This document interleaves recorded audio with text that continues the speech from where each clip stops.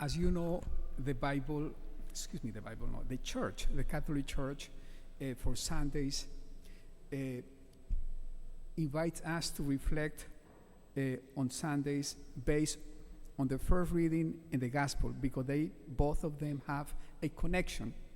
So it's very important, in my opinion, and it's a good exercise to try to find out what is the connection between the first reading and the Gospel. And the responsorial psalm also has a connection with the first reading. So I do not want to talk about maybe the connection, but it was just to say that I think that today's Gospel wants to invite us to give testimony of our Christian life, of our belief as Christians. And it comes with an invitation. The first invitation actually is three times in different ways. The first one is a little bit different than the other ones, the other two ones. The invitation is very clear. Fear no one, or do not be afraid. Do not be afraid. Because giving testimony, being a Christian, may come with problems. In the time that the gospel, today's gospel is in Matthew, and the time of the first Christians, it was not only a problem of maybe not being accepted, which it was, but it was not the only one, being accepted by a society, but many times it was about giving their own life, being killed because of the faith. Christians in the first century were killed because of the faith. So in that context, it makes sense for St. Matthew, and it makes sense for the leaders of the church to ask the Christians to not be afraid. Do not be afraid. Fear no one. Fear no one. Today, thank God we not get, most of the time, I'm tempted to say most of the time, and here in our country, we are not going to be killed by professing our faith, by coming to the church on Sundays, by saying, I am Christian. But that was the case. So we have to, when we read the gospel, and especially today's gospel, we have to keep that in mind.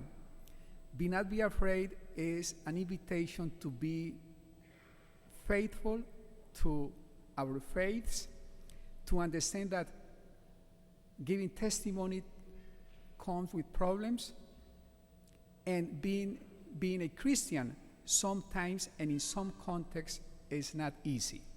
So we have to understand that. Now, many things can be said, but I want to focus in one, only in one. That the truth of the gospel is going to be revealed. The truth of the gospel is going to be heard by everybody. And we Christians, we have to be the ones who are going out and preach that truth. But we find, and here is the point, we find a society that doesn't want maybe sometimes to listen to that message. And we may encounter a confrontation. We may encounter obstacles about the truth we are preaching. And when I was preparing my homily, I was thinking, how can we apply today's gospel to our everyday life right now, knowing that we are not in the same situation that the community of St. Matthew is or was in its time. We are in another situation. So, thinking about that, it came to my mind Pope Benedict XVI. We all knew him, I guess, huh? And he was talking about, in his papacy, a lot about the problem of relativism in our society. And I think it's very important because you and I, we face that problem every single day. And today, I don't do that very often, but today I think this homily for those who are very young, because the older you are, the less you care about what people think about you. That has been my experience. I cannot believe I'm saying that today. So But I'm going to say maybe when I'm 80, I don't care about anybody. Right now, I care very few things about what people say about me. Very few. I care still, but when I'm 80, I think I'm going to say, whatever. Okay, so I think this homily is more for those who are young, because they are in this society that Pope Benedict described as a society with a sickness, relativism. I'm going to give you, it's for everybody, but especially for the young people, listen to that definition of what relativism is. Here it is, what John Paul, Benedict XVI says. Is the belief that truth is not objective, but depends on subjective feelings, personal values, or historical context. For us Christians, truth is objective. And for us Christians, the truth that we follow is a person, Jesus Christ, and his teaching. It's very objective. It doesn't change. Jesus Christ is the same yesterday, today, and tomorrow. Same. But in our society, truth may change, and actually changes a lot. It depends on my feelings. Today, I have this feeling, so I feel that, so I believe that. Tomorrow, you don't know what to expect. I may believe something different because I may feel something different. And again, I think our young people are in that society, and they need to be, and they want to be accepted by a group. So they want to have the temptation, a very clear and huge temptation, to accept what the society is telling us. Again, we get older, we don't care about what they say, we believe what we believe, point, period. So, feelings, that is very subjective and that changes. But it's not only that, it's personal values. I believe based on what I think is a value. That value that the church or that Jesus Christ teaches me in the gospel is something that I may not feel as a value, so I don't believe in that. It's not my truth.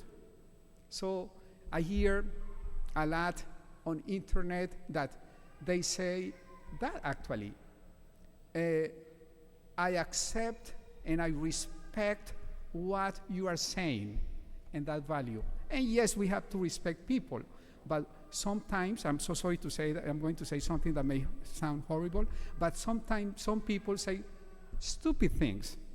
And maybe we don't have to accept that and just respect. I mean, if it's so stupid, no. Yes, so it's not about personal values, because they think that it's not an objective value. We think that there is an objective value, Jesus Christ. And that doesn't change. You and I are going to die, and that value has to remain untouchable. Today, that can change. That value may be today, may not be tomorrow. It depends also on a historical context. Oh, he is not from here. It's Jesus Christ. I'm from Colombia, and I get people from France, Italy. It's the same, Jesus Christ. China, I don't care. It's Jesus Christ. The context cannot change Jesus Christ and his teaching.